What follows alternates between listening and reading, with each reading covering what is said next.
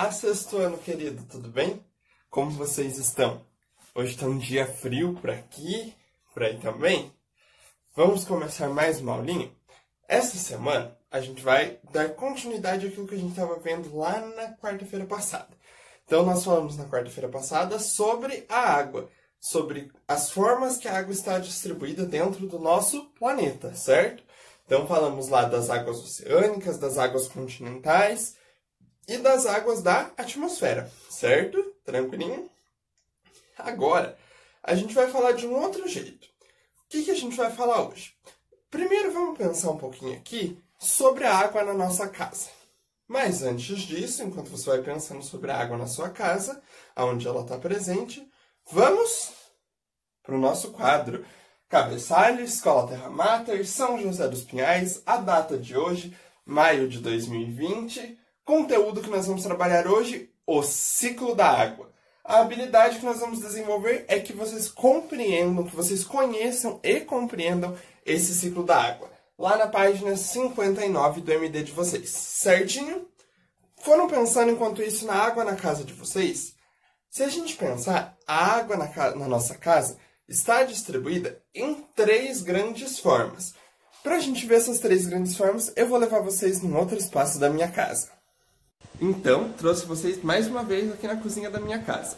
Sobre o que nós estamos falando? As 3 formas que a água está na nossa casa. A primeira delas é a água que sai lá da nossa torneira, do nosso chuveiro, que é no estado líquido, certo? Tem um outro estado que fica lá dentro do nosso congelador, que é o gelo, que é o estado sólido. O terceiro estado está aqui. A minha chaleira está apitando bem alto. Vocês provavelmente não... Ah, dá para ver sim, ó. A fumacinha saindo aqui, que é qual estado? O estado gasoso, que a água começa a evaporar por causa das altas temperaturas, certo? Então, vimos que a água tem 3 grandes estados que estão presentes na nossa casa, que é o sólido, o líquido e o gasoso. Então a água ela congela, a água ela fica líquida e a água evapora. Isso tudo dentro da nossa casa, certo? Tranquilinho. E na natureza, como que acontece isso? Como que a água se transforma em sólido, em líquido e gasoso? Porque dentro da nossa casa é fácil a gente aquecer a água, é fácil a gente resfriar a água, mas e na natureza, como isso acontece? Se não tem fogão e se não tem geladeira? Esse é o ciclo da água, que é o que a gente vai falar hoje, é o que a gente já está vendo. Como que a água na natureza passa por essas grandes transformações. Belezinha? Tranquilinho? Vamos ver então como isso acontece na natureza? Então, como vamos pensar agora? Como que esse processo de água evaporar ou esse processo de água derreter acontece na natureza, certo? E eu peço que vocês acompanhem o desenho do ciclo da água lá no livro de vocês para ficar mais fácil de vocês entenderem. Belezinha? Então, primeiro passo. Como que a água evapora? Aqui na minha casa eu coloco a chaleira no fogão e ela vai evaporar. Como que eu vou fazer isso na natureza? Na natureza, a água evapora de uma forma que... Como que isso acontece? O que aquece a nossa natureza? O sol. Então, quando o sol aquece as águas dos mares, as águas dos rios, essa água vai evaporar da mesma forma que acontece a evaporação na minha chaleira. Claro, de um jeito muito mais lento, porque o sol demora muito mais tempo para aquecer o tamanho que é o oceano. Mas é dessa forma que acontece a evaporação na natureza. Quando o sol aquece a água dos rios, dos mares e dos oceanos, a gente vai ter evaporação. Tem uma outra forma da água evaporar que a gente vai chamar de transpiração. O que é a transpiração? A transpiração é quando a água evapora a partir de processos dos seres vivos. Então, eu, você, as plantas, os animais, eles têm uma capacidade de transpirar. O que é transpirar? É quando a gente soa. Quando a gente soa, porque a gente corre, por exemplo, a gente vai estar também transpirando. A gente vai ver o suor no nosso corpo, mas uma parte desse suor, quando o nosso corpo aquece, também evapora para a atmosfera. Então, lembrar que a evaporação na natureza acontece pelos seres vivos que transpiram ou pelo sol que aquece as águas, certo? Quando a água evapora pela transpiração ou pelo aquecimento do sol, ela vai subir lá para as nuvens, certo? Nas nuvens, essa água vai ficar muito condensada. E essa água que era vapor, que subiu lá para a atmosfera, vai se transformar em líquida. Então, lá na nuvem, a nuvem tem esse processo que transforma essa água que era vapor, que era gasosa, em água líquida. E aí o que vai acontecer? Vai chover. Então, vai chover. Quando chove, a água está no estado líquido. Quando está muito frio, muito mesmo, muito mais do que está hoje, acontece que a água que está no estado líquido pode se tornar estado sólido. E aí o que vai acontecer? Ela vai virar a neve. E aí, em vez dela cair em forma líquida, ela vai cair em forma sólida, em forma de flocos de neve, em forma de gelo. Então, a água ela pode cair de duas formas. Ela pode voltar para nós de duas formas. Líquida pela chuva ou sólida pela neve. Belezinha? Tranquilinho? A água que cai da chuva, ela pode ir direto para os rios, ou para os lagos, ou para os mares, certo?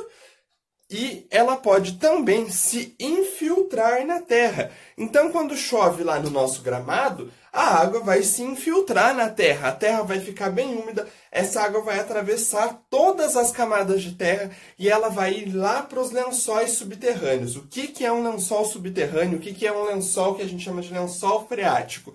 São reservas de água que nós temos lá embaixo da terra, que ficam lá por quê? Porque a água ela penetra pelo nosso solo, pela nossa terra. Então isso a gente chama de infiltração, que é essa capacidade que a água tem de infiltrar na terra e ir formar essas reservas lá embaixo da terra, bem profundo, que a gente vai chamar de lençóis freáticos, certo? A neve ou o gelo, quando cai sobre as montanhas, sobre as nossas casas, ela vai se derreter e também vai se transformar novamente em água líquida, podendo ir para os rios, lagos e oceanos, ou também se infiltrar sobre a terra. E aí a gente tem o ciclo da água, porque essa água novamente vai sofrer um processo de aquecimento, vai evaporar, vai ir de novo para a nuvem e daí vai cair. Por que a gente chama de ciclo? Porque é um ciclo sem fim, como a gente canta lá na música do Rei Leão. É uma coisa que nunca acaba, é infinito. Por quê? Porque a água cai da chuva, infiltra na terra ou vai para o oceano. Vai evaporar, vai de novo para a nuvem, vai fazer a chuva de novo. Então, todo esse ciclo de evaporação ou transpiração, chuva ou neve, infiltração, vai acontecer sempre e está acontecendo o tempo todo, certo? Toda vez que chove, a gente tem o ciclo da água cumprindo o seu papel. O que está acontecendo? Nós quase não estamos tendo chuva.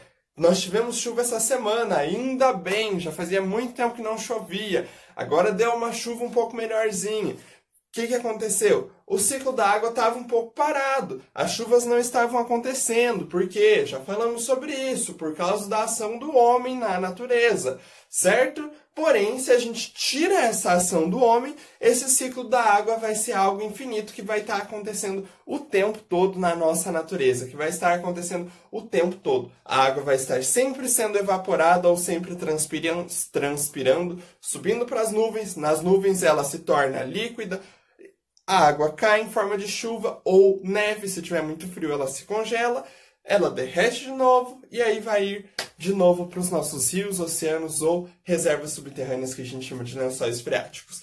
Esse é o ciclo da nossa água. É esse ciclo sem fim que está acontecendo o tempo todo na nossa natureza.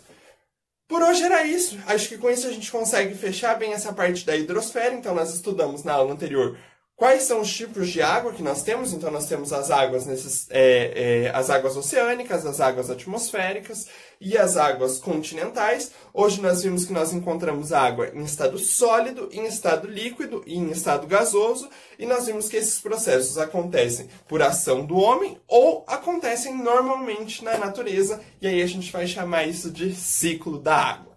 Belezinha? Essa aula de hoje era bem tranquila, para a gente conseguir compreender esse ciclo que está acontecendo o tempo todo na natureza e que também acontece dentro das nossas casas. Para a gente ver como a água sempre está presente na nossa vida e como ela também tem todo um caminho natural que ela percorre lá na natureza. Belezinha? Por hoje era isso. A gente vai ter uma proposta de atividade para vocês realizarem nos slides. Façam direitinho. Qualquer dúvida, mandem. Fiquem bem, se cuidem. Estou com muita saudade de vocês. Um beijo, um forte abraço e até a nossa próxima aula, meus queridos.